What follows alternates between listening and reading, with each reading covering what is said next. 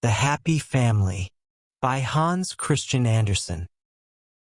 Really, the largest green leaf in this country is a dock leaf. If one holds it before one, it is like a whole apron, and if one holds it over one's head in rainy weather, it is almost as good as an umbrella, for it is so immensely large. The burdock never grows alone, but where there grows one there always grow several. It is a great delight, and all this delightfulness is snails' food. The great white snails which persons of quality in former times made fricassees of, ate, and said, "Hem, hem, how delicious," for they thought it tasted so delicate, lived on dock leaves, and therefore burdock seeds were sown. Now there was an old manor house where they no longer ate snails, they were quite extinct. But the burdocks were not extinct, they grew and grew all over the walks and all the beds. They could not get the mastery over them, it was a whole forest of burdocks. Here and there stood an apple and a plum tree, or else one never would have thought that it was a garden. All was burdocks, and there lived the two last venerable old snails. They themselves knew not how old they were, but they could remember very well that there had been many more, that they were of a family from foreign lands, and that for them and theirs the whole forest was planted. They had never been outside it, but they knew that there was still something more in the world, which was called the manor house, and that there they were boiled, and then they became black and were then placed on a silver dish. But what happened further they knew not, or, in fact, what it was to be boiled, and to lie on a silver dish, they could not possibly imagine. But it was said to be delightful and particularly genteel. Neither the chafers, the toads, nor the earthworms, whom they asked about it, could give them any information. None of them had been boiled or laid on a silver dish. The old white snails were the first persons of distinction in the world. That they knew, the forest was planted for their sake, and the manor house was there that they might be boiled and laid on a silver dish. Now they lived a very lonely and happy life, and as they had no children themselves, they had adopted a little common snail which they brought up as their own.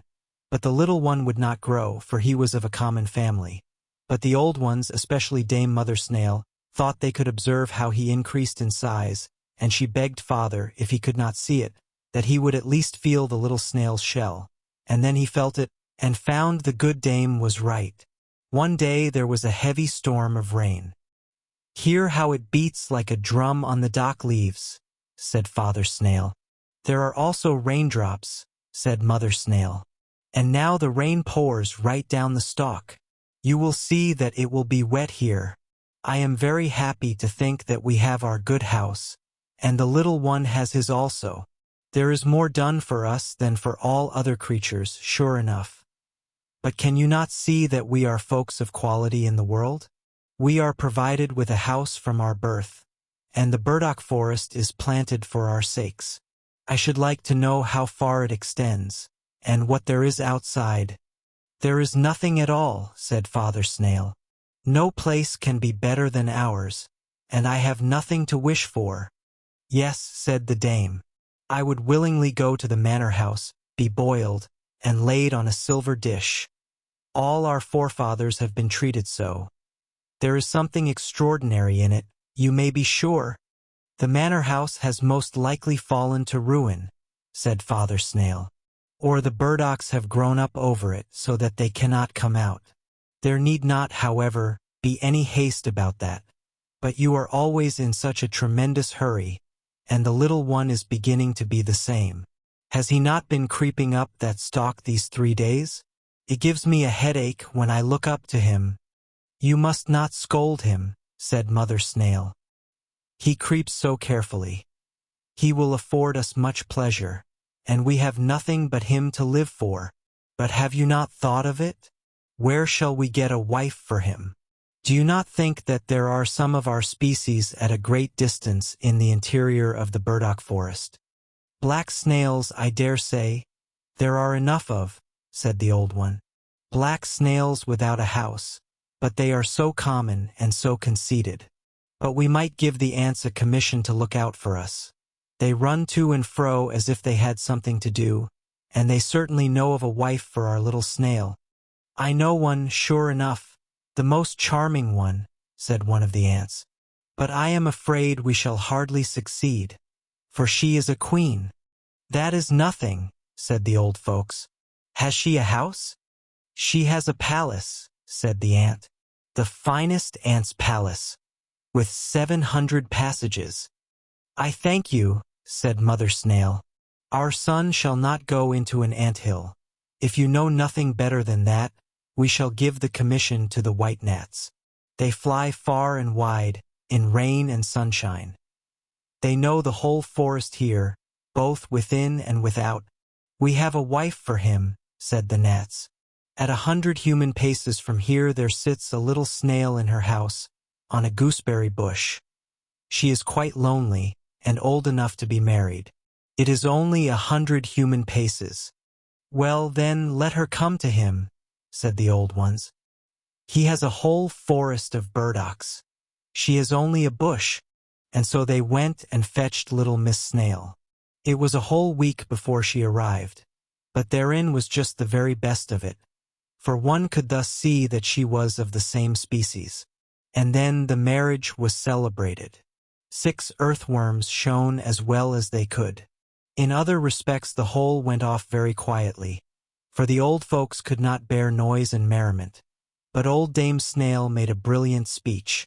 Father Snail could not speak, he was too much affected, and so they gave them as a dowry and inheritance the whole forest of burdocks, and said, what they had always said, that it was the best in the world, and if they lived honestly and decently, and increased and multiplied, they and their children would once in the course of time come to the manor house, be boiled black and laid on silver dishes. After this speech was made, the old ones crept into their shells and never more came out. They slept. The young couple governed in the forest and had a numerous progeny, but they were never boiled and never came on the silver dishes. So from this they concluded that the manor house had fallen to ruins, and that all the men in the world were extinct. And as no one contradicted them, so, of course, it was so. And the rain beat on the dock leaves to make drum music for their sake, and the sun shone in order to give the burdock forest a color for their sakes. And they were very happy, and the whole family was happy. For they, indeed, were so. Dear listener, we close the pages on another tale, a journey through words, imagination, and emotion. Here at the Falls Audiobook, where stories flow like a river's current, carrying you to distant worlds and uncharted depths, we thank you for joining us. As always, we invite you to linger a little longer. Subscribe to our channel to discover more stories waiting to be heard, each a cascade of voices, ideas, and artistry. And remember, every great story begins with a single word. Perhaps the next one will begin with you. Until our voices meet again, may your days be filled with quiet moments, rich pages, and the soothing sound of a story well told. This is the Falls Audiobook signing off. Merry Christmas to all.